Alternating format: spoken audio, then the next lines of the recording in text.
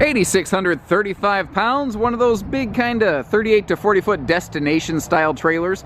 This one has a private rear bed suite, main living room super slide, then private front bunkhouse. One of the more common arrangements that you'll find in something like this. The idea behind this, it is technically a fully self-contained normal travel trailer. It's just really, really big and long. The weight's a little misleading. It's so long that really you're definitely going to want to have a heavier tow vehicle.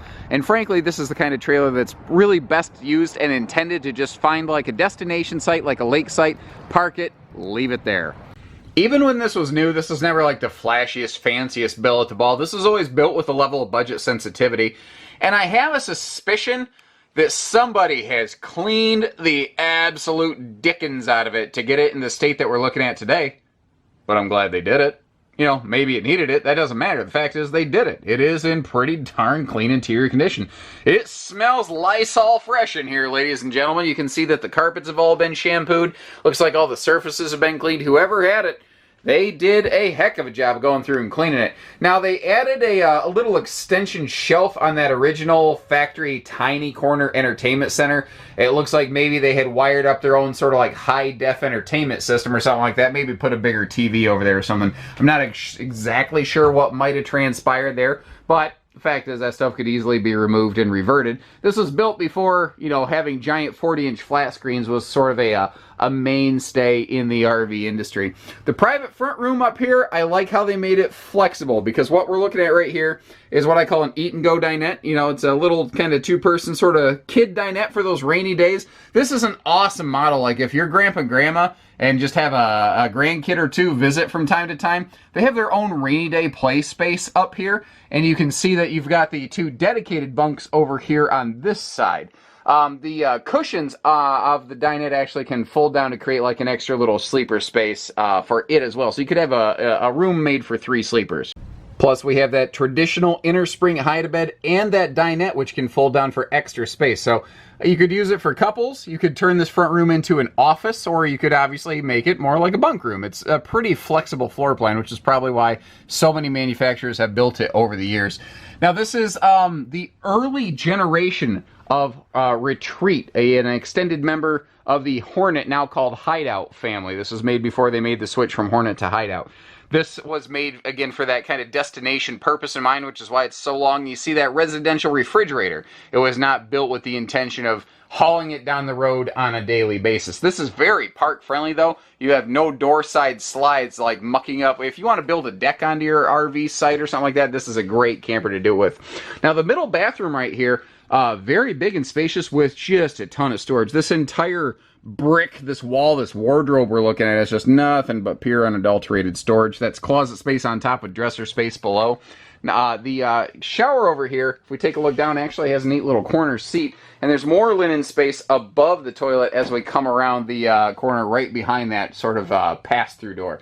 Now, the rear bedroom, you have a queen bed slide, and you can see how the entire rear wall is nothing but more closet space. Now, I have a feeling somebody needed a little help getting up and down in bed. You see that little pull strap that somebody added there. That's certainly not a factory object. It could very easily be removed if that's not something you're seeking.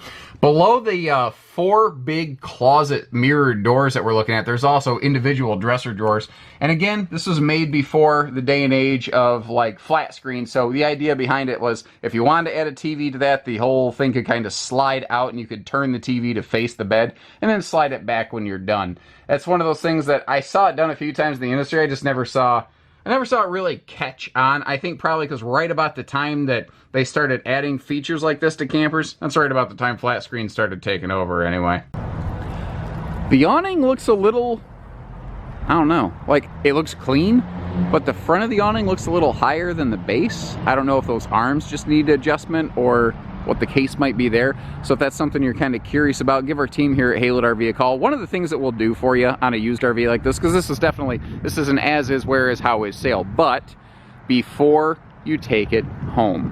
What we will do, before you even put pen to paper, before you make something official, we'll pull it up to the building, we'll plug it in, we'll throw a propane tank on it, we'll get it all fired up and let you see the working status of it so that you can buy with confidence and not buy with curiosity, because then everybody loses. You may have noticed on that front corner, under that lower dedicated bunk, there is an outside compartment. Similarly, under the headboard area of the bed and under that rear closet, you see more outside storage compartments, which is very welcome, because that is one of those areas that more destination-focused floor plans like this tend to lack. They very often have next to no outside storage on them, because like if you look at it just from here, from the nose, you're like, I don't see any pass-through compartments. They're kind of hidden around the back sides, which sort of makes sense, because again, it leaves this whole side of the camper open for like patio use, deck use, and that is a bigger water heater. That's a 10-gallon water heater, which is great. Something I noticed, the tires, if you're just going to tow it to a local destination and leave it, you're probably okay.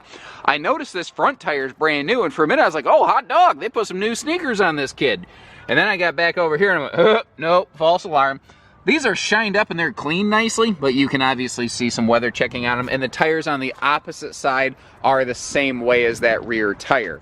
So again, if you're looking to just get it hauled, or if you don't have a big vehicle, you don't want to tow something this big, you're like, look, I got an SUV or a half ton, I don't want to be mucking with this thing.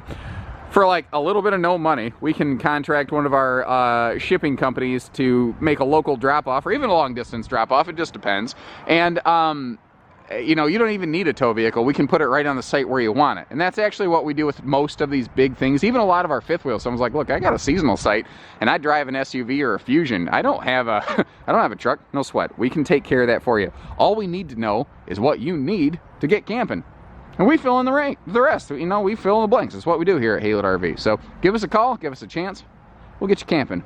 Take care, stay safe, have fun, and happy camping, everyone.